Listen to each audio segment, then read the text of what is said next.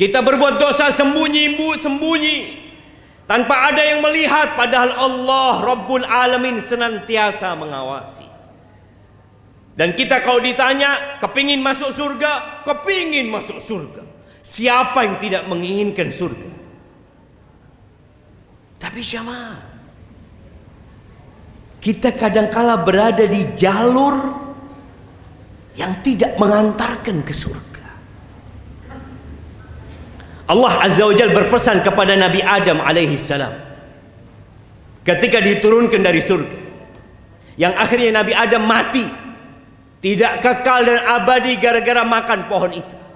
Yang ada hidup di dalam penjara. Dunia ini sijnul mu'min, penjara buat orang yang beriman. Maka yang berfikir untuk bersenang-senang di dunia, engkau sedang mau bersenang-senang di penjara. Allah katakan, fa imma ya'tiyannakum minni huda faman tabi'a hudaya faman ittaba'a hudaya fala yadhillu wa la yashqa. Kata Allah, apabila datang kepada kalian petunjukku, maka yang mengikuti petunjukku, dia tidak akan tersesat dan tidak akan menderita.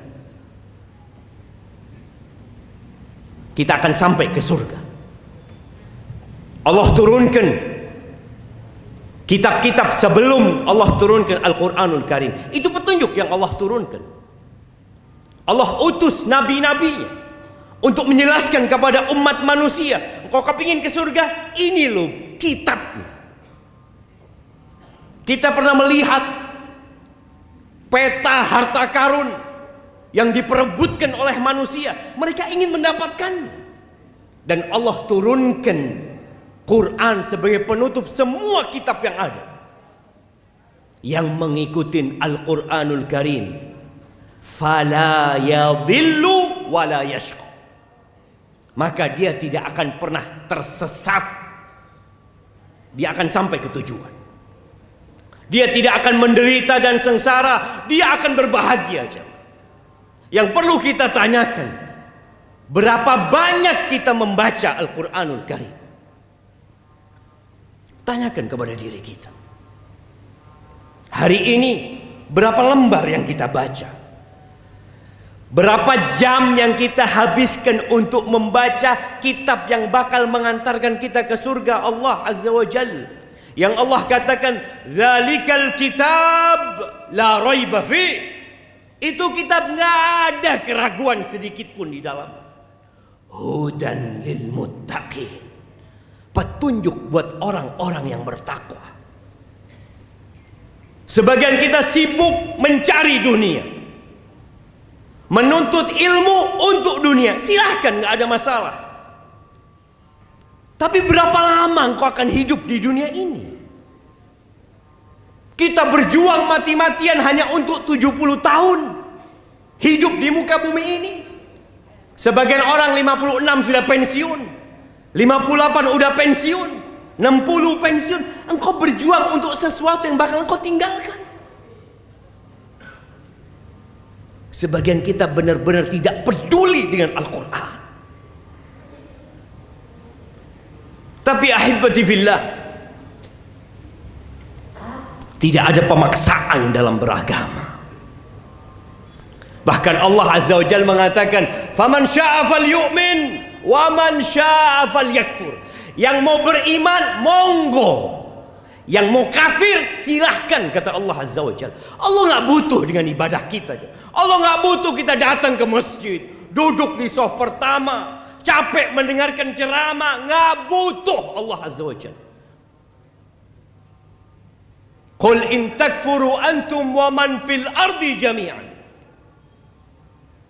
Kalau kalian semua kafir dan semua penduduk bumi ini kafir, Allah itu maha kaya, tidak butuh dengan ibadah kita.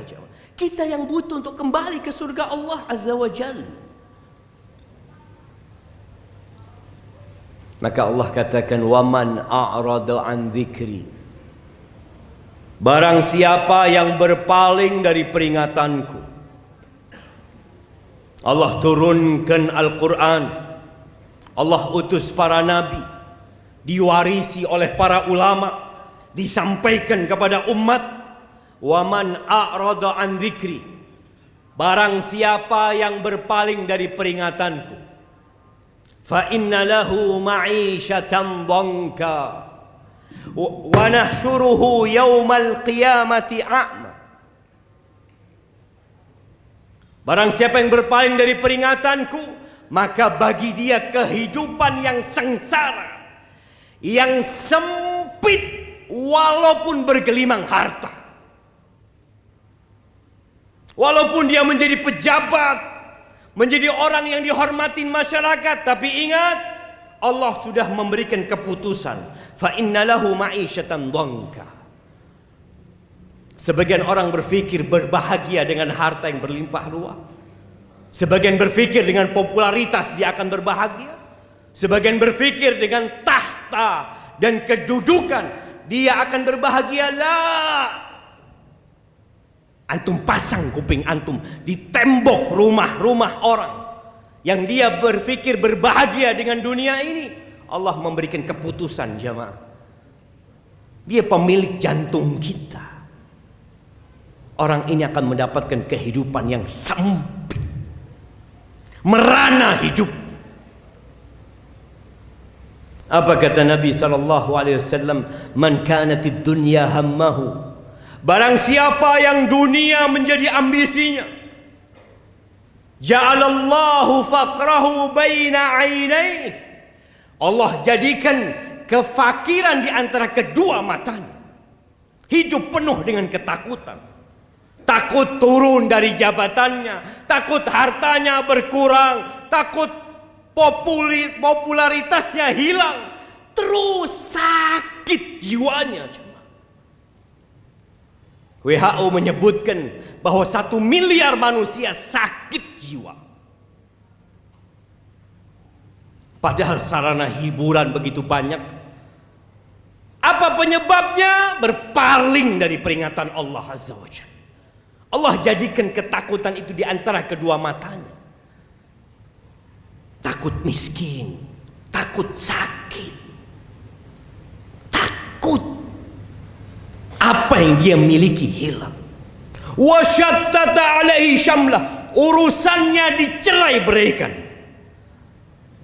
Sulit datang ke rumah Allah di awal waktu. Ini Jumat sepekan sekali, jamaah. Sejumat sekali. Kita masih punya urusan ini, urusan itu, telat datang ke rumah Allah Azza wa Jalla. Kenapa?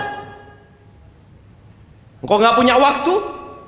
Sedangkan kerja tepat waktu, datang di awal waktu, penuh semangat dan energi.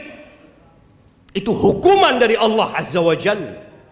Sulit berbuat ketaatan tatkala orang lain mampu datang di awal waktu. Wasyattata alaihi syamla. Na'udzubillah min dzalik. Dan orang yang berpaling dari peringatan Allah, wa nahsyuruhu yaumal qiyamati a'ma, hari kiamat tatkala Surabaya ini hancur lebur, tatkala tidak ada satu gedung pun yang berdiri di tempat ini, tidak pula di muka bumi semuanya, dibangkitkan dalam kondisi telanjang, tidak ada harta yang dia bawa, pakaian pun tidak punya, alas kaki pun tidak memakai. Dia dikeluarkan dari kuburannya dalam kondisi buta.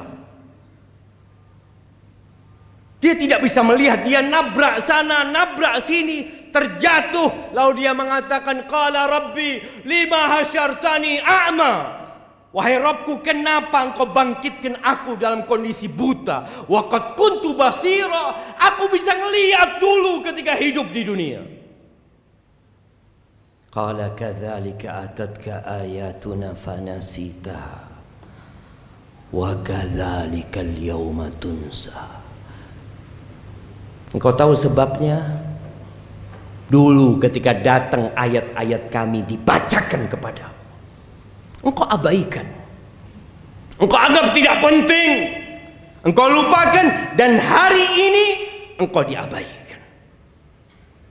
Maka ahibati fillah, kita perlu baca Al-Quran supaya kita tahu jalan yang mengantarkan kita untuk balik ke surga Allah Azza wa Jalla.